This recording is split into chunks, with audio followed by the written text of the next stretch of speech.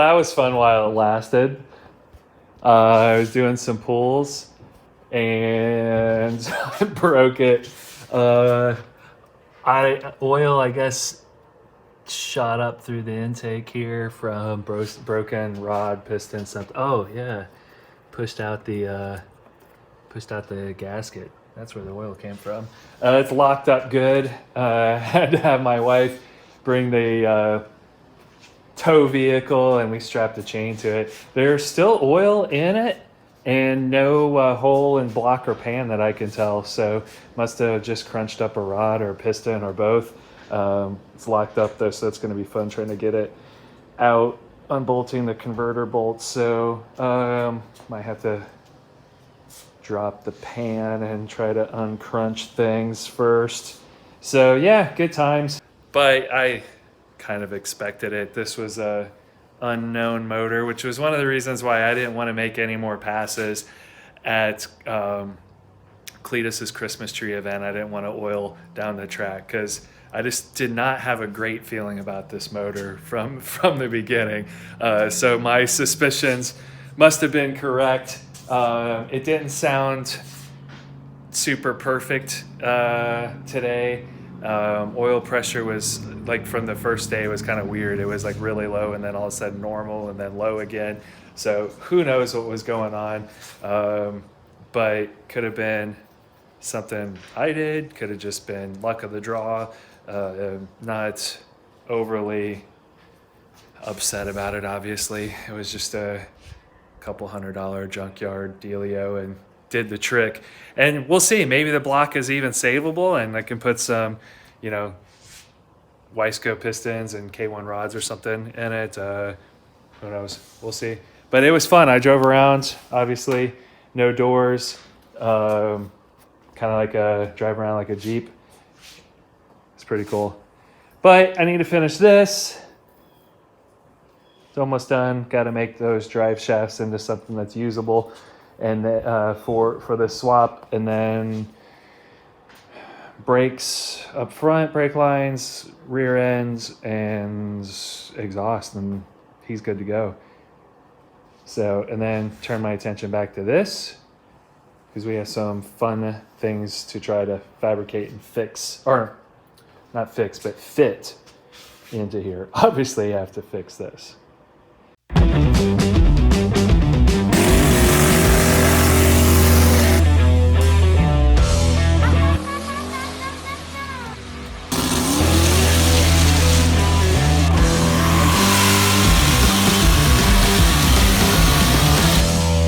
All right, it's after New Year's, back on Micah's 4GSwap 3000 GT, and doing a little bit of surgery on drive shafts. But first of all, I did mount a transcooler in here, and just pretty simple deal with 3/8 inch power steering lines, which is rated for way more than the transcooler stuff, and some hose clamps. So it's pretty simple. Mounted in there, should keep it nice and happy. Drive shaft. So one of the guys that figured out, Don at CAC Performance, that a 1G DSM drive shaft works on the 4G swaps. I sent my son to go get one from a local, and unfortunately they sent us a 2-piece. It's missing the whole middle section. This is not even remotely long enough. Somebody really just screwed that up. So that's useless. What I had though was a 3000 GT shaft. It was actually for a 6-speed. They're about the same though. And a 2G DSM shaft.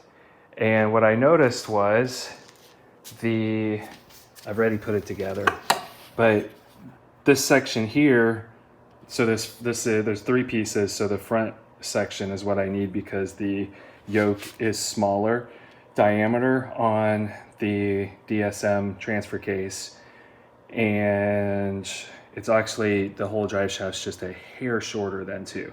So what I noticed is, putting them next to each other, this DSM front section is bolted to the second section with this center bolt. this part is different. I'll show you.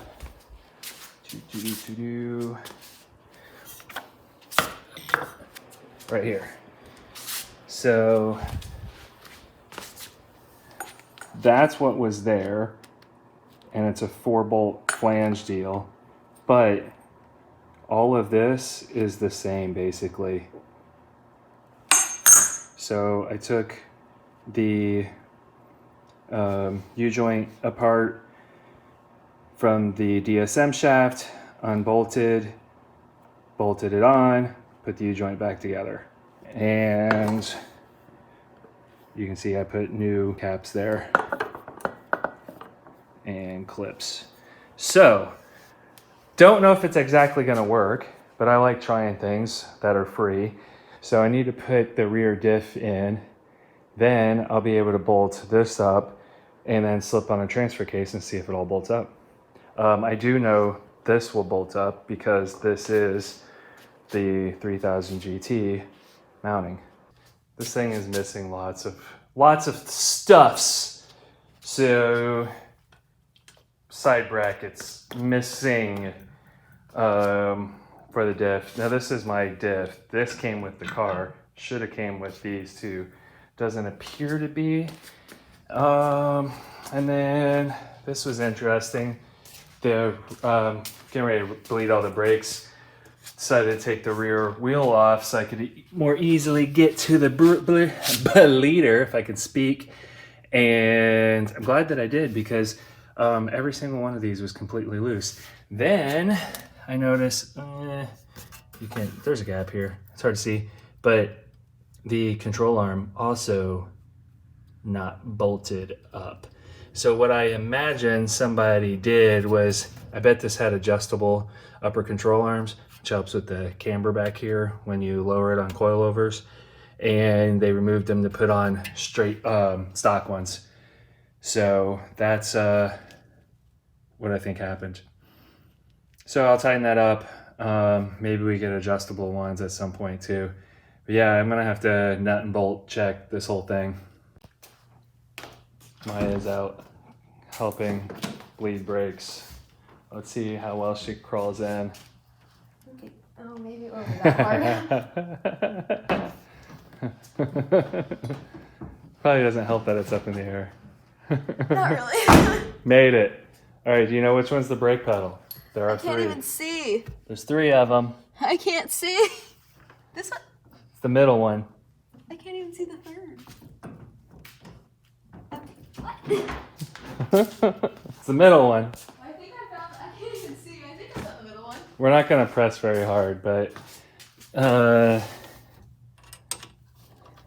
there 3 pedals? oh boy, that's on video. We can talk about it. All right, press and gently and hold it about halfway. It won't go in. Oh, there we go. All right, press a little more. Keep going.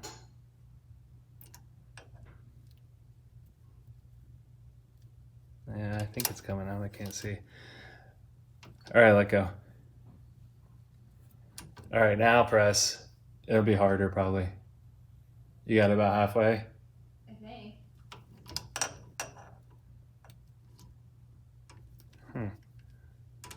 You are hitting the brake, so that's good. Because I can see the brake lights come on. Okay, let go. Just press like medium. Okay, and hold it there.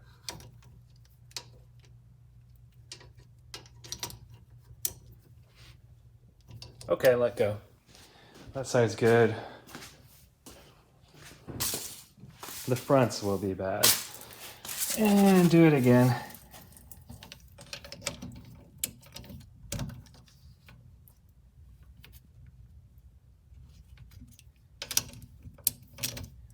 Okay, let go.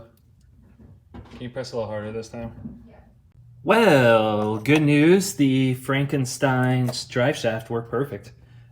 So it is, let's see here, got a flashlight for once.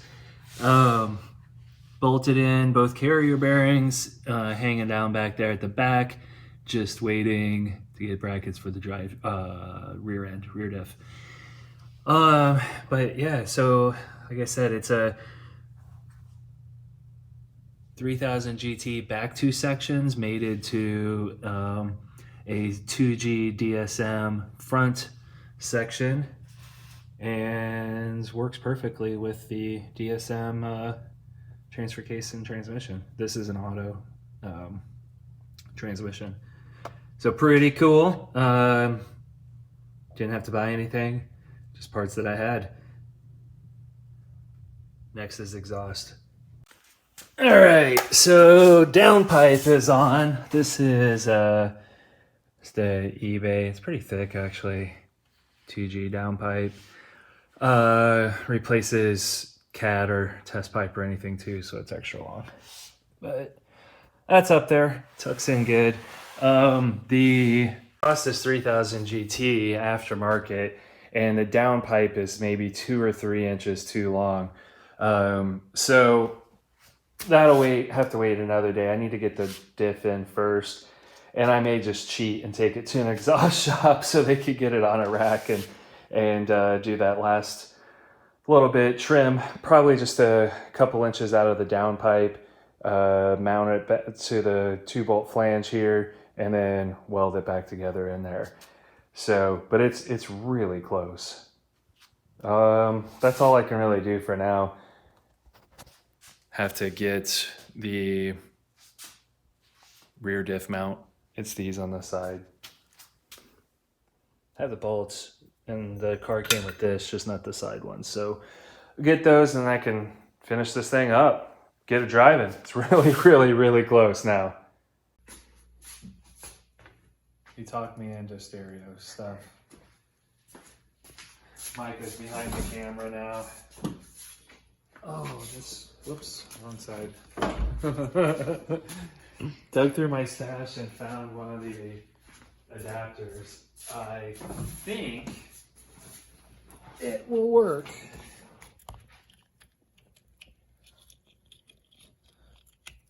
Yes! So now we can just wire this to the stereo harness and just make it plug and play.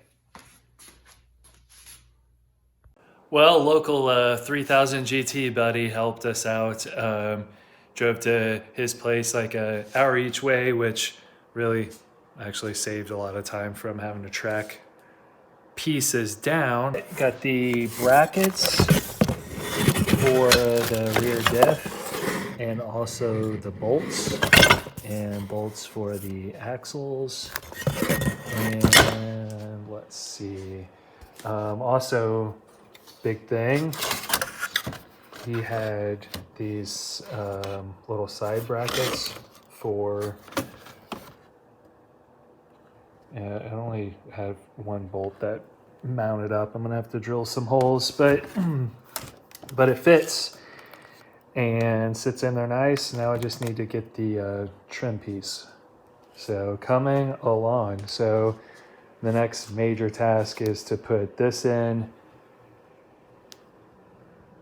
and that, and bleed the brakes, and then drive it and tune it. Welcome